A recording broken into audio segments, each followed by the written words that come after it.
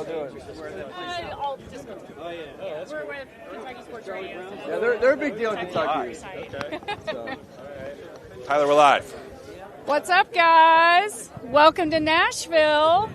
We're at your home. I know. Your neck of the this woods. is like my home game, except I'm not a Vanderbilt fan, nor do I cover Vanderbilt.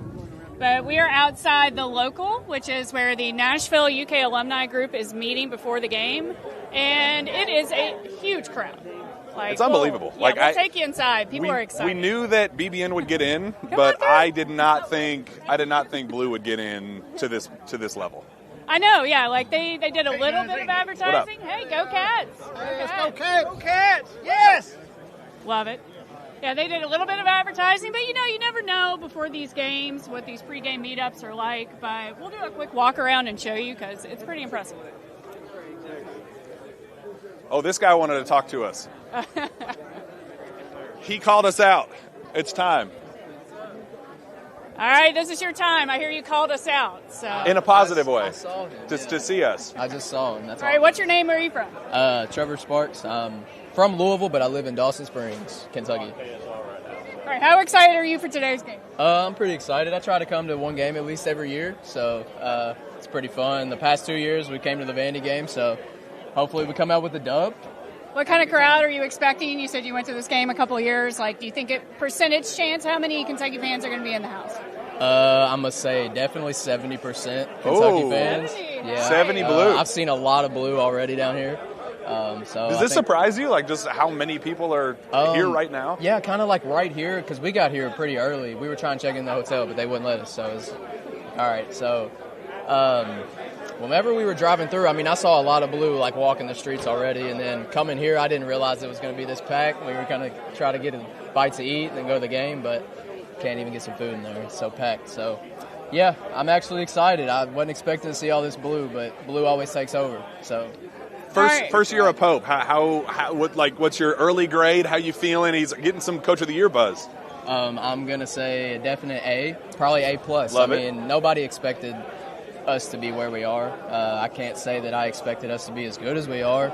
I am very excited for the future for sure, because I know this season's just kind of preparing every other recruit to be like, hey, it wasn't just Cal, man. It was the brand. Kentucky is a brand, and Kentucky kind of made Cal his own brand, and that's cool. But also, like, when Cal left, they were like, Cal's gone, Kentucky's gone. No, Kentucky's always been a brand. We're always going to be the brand, and I'm excited to see that Pope is bringing Kentucky back to Kentucky basketball. It's not just one and dones. We're going to get people that are going to play for the state, and I'm just excited to see what he's going to get. All right, well, what's your prediction for the game?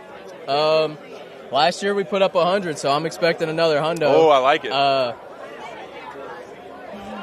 Yeah, Vandy's tough this year. I'll give them that. They're better than what we expected. I'm gonna say 107-80. No, 107-84. 107-84. Yeah, I like it. Yeah. That's a good one. It was Yeah. good like meeting it. you. Great. Offense. Yep. Y'all All have right, a good. well, lead to Go Big Blue chant memorial for us. So. All right. All right. All right, go. Big Blue! Go Big Blue! Go Big Blue! Go Big Blue! Go Big Blue! Go Big Blue! Go Big Blue! Go Big Blue! Go Big Blue! Go Big Blue! Go Big Blue! Go Big Blue! Let's go! Let's go! Let's go! Go Cats! There we go. All right, Jack's going to lead a Cats chant. This is his moment. All right, He's been Steven, waiting to we're going. shine. We're going CATS. Ready? Oh, CATS! Cats! Cats! Cats! Oh, CATS! Cats! Cats! Cats! All right. Hey, Good job, there we Jack. go. Woo. Making Drew Franklin Got proud. my blood flowing. That Gotta feels love good. it. All right. There we go. Go Big Blue.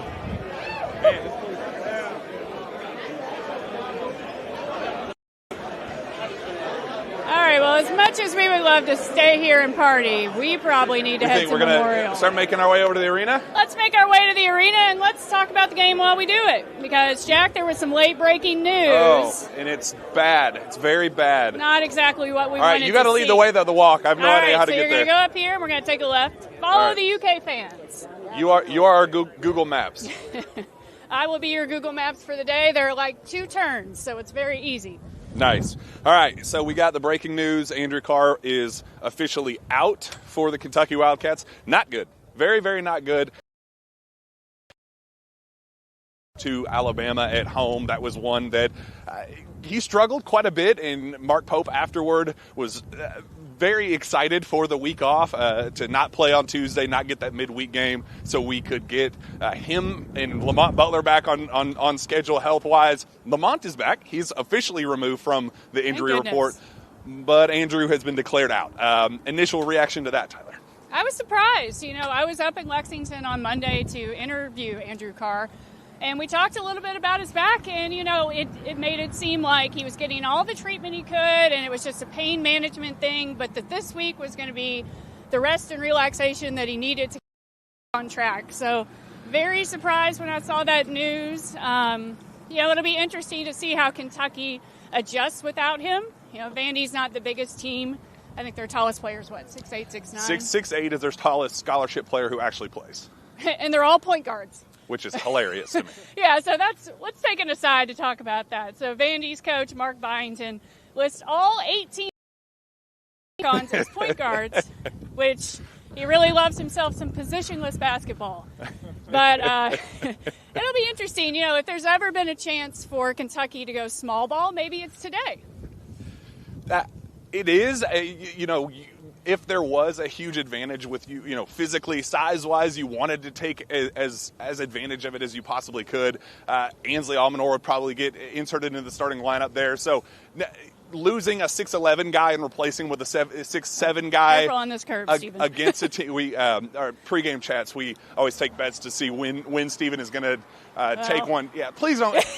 we always joke that he's going to. This is like the biggest, most busiest road in this part of town. That he's going to slip on ice, not get hit by a car. That'd be a massive buzzkill. See what he does for you all. That'd be a massive buzzkill. Yeah. So it sucks to lose some of that size advantage that you did have. But if there was any team that you would want it to happen against, it would be the team with nothing but 6'7" and 6'8" guys. Yeah, exactly. Is there a world in which we could see, Jackson Robinson and maybe Kobe Brea in there together? Like, is this the game in which Kobe Brea finally kind of hits his shooting stroke again, gets hot? On the road, especially. Yeah, and I would love that. This is, a very unique gym, as you guys are about to see. Sometimes shooters love it, so maybe he just needed a trip to Nashville. I do need to know, because you are our resident Nashvilleian. Yes. I've never been here. I have no idea what the Crow's Nest looks like. I have no idea the setup. Just how difficult is the environment? How difficult is the benches being on the baseline rather than the sideline? Just give me a preview of what I should expect when we walk in. Well, when you walk in, it's interesting because it's like a maze trying to get around. Like all the concourses are connected with these tiny little hallways, and it does not feel like you're in a basketball arena at all. And it was based on an opera house, the format. Interesting. And so the floor is raised. There's students along one side of the floor. Obviously, the benches are on the baselines, which everybody knows. Coaches can now roam the sideline up until midcourt, which makes it a little easier. But it's still weird. I mean, I would imagine as a shooter, the sight lines are really strange. It's very, very interesting for the media. Not that anybody cares about that. We are as high as you could be. They call it the Crow's Nest, their little press box up there, and you're basically looking out at the rafters, like at Vanderbilt's NIT banners, NCAA tournament appearance banners. A lot of NIT banners. Yeah, so it's interesting. It's definitely unique. I think it's a little charming, but that's probably only because Kentucky does so well here. So is that a normal thing? The double-decker buses? Yeah, welcome to Nashville, man. I'm not really used to seeing that. You go to New York City, you go to some of the bigger. I guess I know Nashville is, but it's not. I don't really know how far the stop-on, stop-off bus would go in Nashville. It seems like Broadway what do you go would see? Kind of be What do you go see? Maybe they go see celebrity I homes. see the party buses and the little you ride the I like those. Those are cool, but that's a new one. I'm not used to that. That's a new one. What are your kind of takeaway? What are you kind of wanting to see from Kentucky with some time off? Didn't get the news that we were hoping for health wise, yeah. But some kind of a regrouping, if you will. Oh, Drew Brown, what up, buddy? We got another celebrity in the house. Big Blue Drew. Lots of construction. Look at this chain. This is impressive. Yeah, Oh, that my in there, goodness. He's a big Kobe guy. Get that in there. Yeah, Kobe Bryant Grinches. I bet Kobe Bryant wears these today. Where were you when you blocked on Mark Pope? All right, we're Where crossing was the I? street, folks. Preseason game. But yeah, I think today I'm just looking forward to. I want Kentucky to attempt at least 33 threes. You know, Vanderbilt also likes to shoot a lot of threes. I think it's going to be a fun afternoon in terms of high tempo, fast, lots of threes, basketball. I think I already mentioned it. I want to see Kobe Bryant get hot. You know, he's kind of been quiet lately. Let's get him going. Like, we love to see that. Jackson's kind of coming off a bit of a slow game. Want to see him get back in the stride. I think today is all about momentum building going into the next Tennessee road trip, which is Tuesday night in Knoxville. So just, yeah, obviously it stinks to not have Andrew, but I think Kentucky, if they play their style, keep it going up and down, make their shots, should be fine. So Vanderbilt, Mark Byington, I think the world of him. I think he's a very good coach for Vanderbilt basketball. He's a huge plus for kind of just the resurgence, if you will. They're on their best start in a decade and a half, and a lot of that has to do with he's a brilliant offensive coach, a lot of cutting, a lot of ball screens, a lot of, kind of a, I don't want to say this disrespectfully, but they are a lesser talent Kentucky.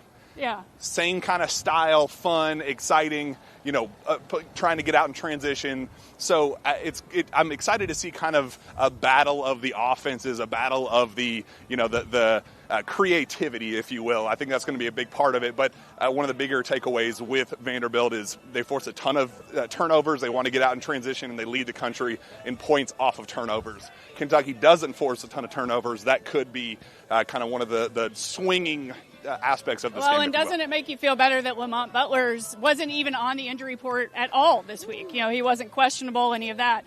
We're really going to need a big game from him because they're so pesky on the defensive end. Sorry, this is really cool, actually. So Vanderbilt has built a state-of-the-art basketball practice facility that's part of their football stadium. So this is kind of the first time I've seen it without all the construction stuff around it. So it's pretty nice. So I've never been here. This is all brand new to me. So all I saw were the videos of them, the scoreboards being hung by yes, I was here cranes for that and things. game. It's just absolute chaos here. So on pictures and videos. So seeing this in person, it's pretty nice. I'm actually pretty impressed. Yeah, the integration between the football and the basketball facilities is really cool, and this is something they've been wanting for a long time. You know, anybody who's been to a Vanderbilt game, their facilities are a little dated. They don't have a ton of money to put into them, but that's changing. So good for them. New coach, new practice facility, new vibes, but not going to be a new result against Kentucky, right? I don't want to say this has kind of trap game vibes to it, but it is one of those games where Kentucky has done incredibly well coming off a loss. They have responded very, very well. But it's never two losses in a row. But we haven't seen a break. Well, I guess the Ohio State before Christmas break, that was a nice little 10-day refresher for them, if you will. But I'm excited to see how this break, getting healthy, see how they respond coming off a loss in this one. But with Tennessee coming up, with Arkansas coming up, I want to get your thoughts on the game day crew turning down the Cats and Coach Cal's return. But it kind of has some trap gamey feel to me, and I don't love it. Yeah, well, especially with the Carr news. I mean, you really hope that Kentucky will be fine without him. And I guess a conspiracy theorist could say, well, maybe they're holding Carr out just so he's 100% or closer to for the Tennessee game. But I don't get that sense. It could be a trap game. I think this crowd could play a huge, huge part in it. I mean, as you guys have seen as we've been walking, huge amount of Kentucky fans. Obviously, Vanderbilt fans are excited about their team, but I know Kentucky fans, when this ticket became available, they swiped them up. So you weren't lying about this maze, by the way. I feel like we're not being even led inside down yet. Pan's Labyrinth right now. I know. It's pretty crazy. But Kentucky has done such a fantastic job rising to the occasion against the toughest opponents. Right. But we have seen them kind of take steps back against not any disrespect whatsoever, but the lesser deemed opponents in terms of talent. To their competition, they have played down to their competition. That's what kind of scares me, knowing how much they're going to invest in that Tennessee road trip, how much, especially with Coach Cal coming back next weekend. has weird feelings. 61 minutes to tip off, if you were curious. I'm not as worried about that. Just like I said, I think the crowd will play a huge part in it. I'm expecting it to be at least 50% Kentucky fans. I would also think that coming off a break, Pope would have his guys ready, and dialed in. Is this where our entrance is? I think we go one more down. Yeah. See? We're pulling the curtain back. You're our tour guide. Usually I go in this one. We're pulling the curtain back so you all can see what it's really like to cover this game. But yeah, this crowd is just awesome. Like, even just walking around, what's the percentage of fans? I'm not seeing a tenth of Vanderbilt fans. This is insane. I know. It's like SEC tournament. It's blue everywhere. Like, this is not a blue mist. This is a blue downpour. It's pretty awesome to see, especially for people who live here. All right, I think this is actually where we go in. So This might be where we say goodbye. I think we need to get Jack on the happy train and not scared this is a trap game train. I was feeling a lot better before Andrew Carr was declared out. I'll be totally honest. Like, I was feeling very good. I was feeling like that one fan that we interviewed. I was feeling a pretty solid statement win, but it feels a little iffy. Do we want to give predictions? Prediction? Yeah. Well, I sent mine in yesterday before the Carr news. I think that took us all by surprise. I'm still going to go with Kentucky, maybe not by as many points. I'll go Kentucky 85, Vanderbilt 81. Ooh. I'm going Kentucky 91, Vanderbilt 86. I think there will be some Memorial magic. I think it's going to be a cool environment, unique environment, but I just don't think it's going to be enough to push Vandy over the edge, and we'll see. I hope it's a bigger, more statement-worthy win for Mark Pope and the Cats. They get back on track, head down to Knoxville on Tuesday, and then all hell breaks loose a week from today. We will be preparing for an all-timer, which College Game Day is not going there. Any quick thoughts on that? That's a stupid decision. I mean, you have Cal coming back to Kentucky where he coached for 15 years after a messy breakup, and you're going to Duke, North Carolina. I mean, that's clearly just a play for Cooper Flag clicks and attention and all that. And they play again this year, like later this year. I think it's a big mistake. It's a once-in-a-lifetime moment. What are you guys doing? Like, this is the peak rivalry, peak hatred, the jealous ex, all of those types of narratives that you get with a 15-year solid, rocky relationship with the highest of highs and the lowest of lows. You get that return as the head coach of a bitter SEC rival, and you're not going to take advantage of that on the biggest platform.